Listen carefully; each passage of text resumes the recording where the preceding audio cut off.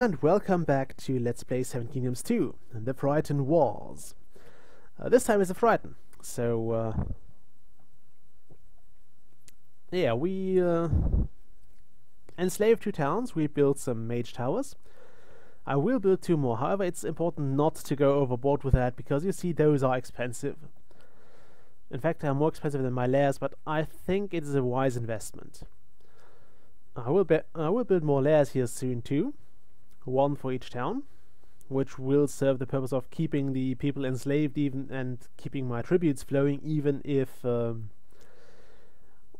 those Frightens are out to pillage whatever they want to pillage.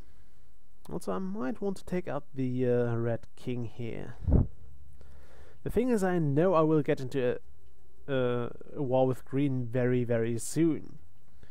So I'd rather not end up risking a war with the Red Kingdom as well, even though it is tempting. I suppose what I'll do is I'll go over here. No, I won't. Maybe I'll take this over. I could try to buy this lair here. I will show you how that works very soon. First of all, let me get this lair filled. This is important. Get your lairs filled, and then we will look into... oh, that's bad. This is kind of bad, because I was hoping to see at least someone with an actual leadership talent. General Bitaro, eh? Let's see. The Green Kingdom has been weakened by the Yellow Quitson, so we might actually try to take them out.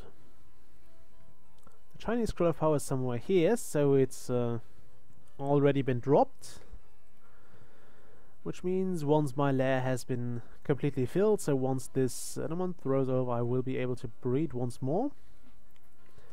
There we go. Once those guys have been educated, I will declare war and I will attack the Green Kingdom. Although actually I might go for red instead. Let's see, my towers are filled, so actually, yeah, let's do that. I'm going out on a limb here, because it is dangerous. The Red Kingdom has a higher military than me, although this doesn't really matter. We can still kill them, because they will not be all here at once. However, it's a risk, because they might drag other kingdoms into the war, and we will most certainly have a war with Green very soon. I mean, I will declare it, so of course we will have it soon. If I will it, then it will be. But yeah, it's dangerous. The more wars you get into, the more dangerous it is for you. So yeah, let's try to take it one step at a time. Also, at least we have one guy with leadership talent. Not much, but it's something. So he will get better. And I want to demand tribute. If you give me 1,000, I will be... Okay, you don't. Well, that's a shame. I'm trying to go a bit in role here, so yeah. Let's have a war. I am insulted by your unwillingness to pay. Okay, yeah. Camps are pretty safe to take down. I mean, they're not armed. There are no soldiers in here, because they are all over here doing stuff. Which means I can just take this out. He didn't even have a general here. That sucks. Let's go here then. Yeah, this seems like a good idea.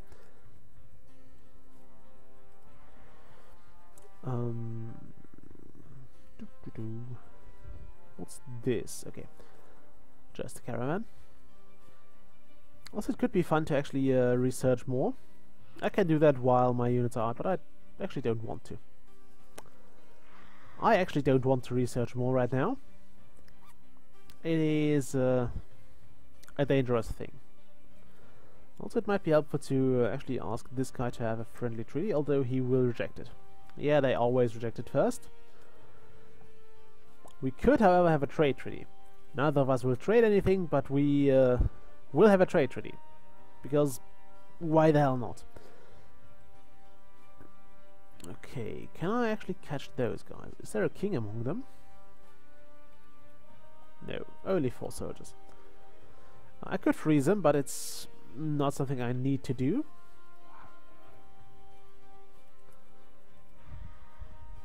Okay. Now we want to actually intercept those guys, because I want their life energy, and of course the money I get for killing them, although it's not going to be much. So we'll do that quickly. I do have a note for you later on, but no, not now. Basically, if you want to capture someone, this is always a bad idea. Although those guys are still aggroing because they have high health. Well, they are full on health, not that they have much. But, for example, kings will try to retreat. So in order to get those, you have to aim ahead of them. Like, don't click right onto them and hope for your troops to attack them from behind. That almost never works, simply because the attack animation is too slow, so the enemy will have moved on before you have finished it. Also, you please stop attacking for now. Sometimes being in the path of a projectile is a reason for war, so I'd rather not risk that. I'll also not go... Okay, we'll retreat. They will attack our lair with the Qilin, which is this wonderful thing here, and I don't want him to target my troops. I need those guys alive, so yeah, this factory is kind of a waste. Okay, we'll retreat. That's my suggestion. If you have a deity attacking you, just retreat. They will use their life points moving to you, and they will still be unable to actually kill my stuff. So they will be unable to destroy my lair, just with the divine.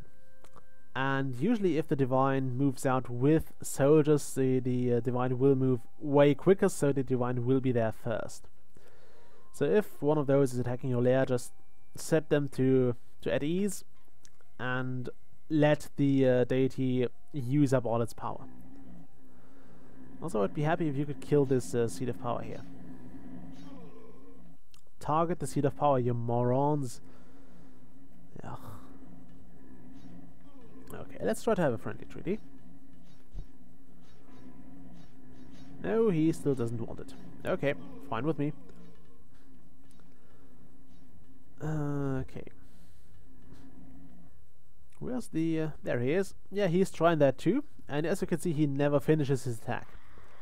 So he doesn't get that sorted out. And the same problem is something you will face if you try to attack someone who is technically moving slower than you, but who is moving. So yeah, he's getting some attacks in now because he's attacking from the front, but it doesn't matter. Also, you shouldn't have been created, I suppose. Oops, okay, damn, yeah, this is the auto-breeding. It sometimes happens. I should have cancelled that one. I don't know why it happens. I suppose it's because all neutral frightened layers will also repopulate. It's been a patch suggestion that people have... a patch that people have suggested, simply because those frightened layers were of very little use, and they would just be easy to whittle down. Also, they repair now, which is helpful as well, because earlier on they would just actually yeah, fine, let's have a ceasefire. Okay, where was I? Right. Yeah, they wouldn't rebuild, so if you had a bunch of earthquakes and if you had a particularly long game, then those would be on the brink of destruction on their own, which means they could be easily destroyed and easily taken out, and that was just silly. I mean, they don't serve a purpose anymore, because in Seven Kingdoms 1 you could set the neutral monsters to aggressive, so they would end up coming out and raiding random people over the course of the game, which was a very fun setting, mind you, because it would encourage you to actually arm up and to keep things... Okay, where are those earthquakes happening? Is he still trolling this guy? Oh look, an artifact stash. Okay. Now I'm kind of tempted to join the war against Red. Also, don't do that. Don't do that. Okay, you did it. I'm sorry, my friend, but we shall have a war. I can't let that happen. I mean, this is not going to be dangerous for us, because the Green Kingdom has very little military. In fact, we will wipe them out now. And then we'll see what happens. Also, are they heading for me, or are they just going somewhere? I hope you're not going for me. Oh, nope, they were just going somewhere. Okay, we've surrounded him, so that's not a problem anymore. And now, okay, I don't want to attack that, because fortresses are still a thing. They're still fairly solid defenses, and yeah, I guess that. Fortresses are solid. No, but they are still very, very capable of defending themselves. So, look at that, we'll be at war with this guy next. Yeah, he's going to build it here, I suppose. Yep, he is going for my town. Is he? Come on, I know he is, yeah, he is. Okay, now this is going to get annoying, but it's nothing we can't handle. We'll just start building mage towers, so those are charged when we need them, and we will need them, because, as usual, the enemy is, whoa, quite strong. If you compare the military values here, we are at 31, and he is at 131, so that is a sizable difference. How do we get out of that? Why, glad you ask. Also, if we cancel that, we gain some resources, but it's not enough to actually make it matter. I just don't... I would like to actually disable auto-breeding at some point, because I don't want this to be filled while, for example, here we have somebody who is just building something. However, we have this... there we go, we have a war. Bad luck for you. And good luck for you, because you get promoted. You will become an auto, you retreat at 40% health, and you will build a lair right here. Okay. Yeah, this wasn't unexpected at all. So we'll request a ceasefire. He should accept that. No, he doesn't. Okay, fine with me. I don't care. He has no military to speak of. Who does have a military to speak of is this guy, and he will attack me right now. Oh, look, a spy. By the way, I don't mind spies in my slave towns, because those are still neutral, so they can't rebel against me. And if a slave enters that, he will just be considered a normal... if a spy enters that... Oh, now you want a ceasefire? Fine. If a spy enters that town, he will be considered a slave, so he will actually add to my... proceeds, yeah? He will pay tribute to me, and that is something quite useful. I mean, he can't do damage in a slave town, because he has no access to anything regarding my kingdom. You actually have to wear the neutral cloak to get into a slave town, by the way. But he will just do stuff. He will just be there and pay tribute, so it's actually not very beneficial to send spies into a slave town. Okay, this is filled. Now we'll get to filling this. And autos work a bit like human generals, in that you need to give them somebody to lead, otherwise they will become disloyal. Also, wow, he built that arm tower quick. He was quite fast with that tower. I don't like that. However, it's nothing I can change, so let's destroy it before it builds more. A fortress with 5 armed towers is quite a threat to your guys. Not a big deal, not too big a deal, but it is still kind of annoying. Let's kill this guy, and then we'll have the enemy army approaching. Let's get closer to our towers. The closer we are, the more I save with attacking them. Okay, there comes the first batch, and now it's time for the ice-related puns. By the way, a quick word about wounding units after my cell phone. A quick word about freeze units, wound units. First off, it will not target your own units. Also, so any of your units and allies are not going to be targeted. Also, it has a chance to miss if the enemy is moving. So try to either freeze them or engage them in combat to increase your chances of successfully killing them off and of hitting them. It also counts as you killing the enemy, so you will gain life points and everything for that. So life points, money, all that goes to you. Oh, look at that ice here. I like that. I really like that spell. It also allows us to deal with this considerably bigger army by just delaying them a bit. We can, for one, delay their armies a bit, which is useful in itself. And we can... did I attack this layer? Yeah. And we can, of course, hit them without them hitting us back, which is also very, very helpful if you try to survive a war. Not being hit back is incredibly beneficial to your health. Also, could you just wait for a bit more? Thank you. Wait your turn. Okay. Yeah, we'll still lose a few guys here. That's a shame, but it's nothing I could avoid. That is the nature of war. You will lose people. However, we don't have to lose too many of them, so if you could stop fighting, please. Yeah, break out the tambourine. If you don't have a freeze tower. If you have the ability to just freeze everybody who fights you, then I guess that's pacifism as well. Okay, now we are getting outnumbered, which kinda sucks, so you guys please wait again. You retreat. On the bright side, we're making a lot of money here. So that is certainly working in our favor. Also, I would like you to freeze for a moment. And maybe also you... Okay, I can't afford that. But you see, the freezing spell didn't actually take that much energy from the tower. Another word about those is they will not regenerate power if they are damaged. So if your mage tower is damaged, you will lose power.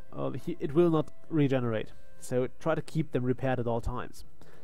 Also note that the tributes drop if you remove your leader from the lair. So I think it works based on the average of the surrounding lairs. So average leadership of all the lairs surrounding this town will be multiplied on the tribute. At least that is my suspicion. I never confirmed it, I never asked the devs about it, but I think that's how it works. Other way, you get less tribute as long as this guy has a leadership lower than 100. Okay, so there's that. Yeah, this town won't pay us anything because we are basically out here. We don't have any leader attached to it. It doesn't matter though, because we are making more money with this. Also, I suppose I will offer him a friendly treaty just so my troops won't attack him. Oh my god, he's got into that war. That is actually hilarious. That is hilarious, because it really works out for us. Also, I suppose I want my on high to go back here. Everybody go back here. Everybody, including you up there. Okay, now I need to know which tower will be charged next. This one. Freeze. I like this this large ice shell here. Okay, you should actually be going back. Get the hell back into your lair. Okay, I'm gonna break up the episode here. And yeah, I hope you'll stay tuned for the next one, because it's going to get quite bloody and quite cold. So yeah, I'll see you next time. Bye.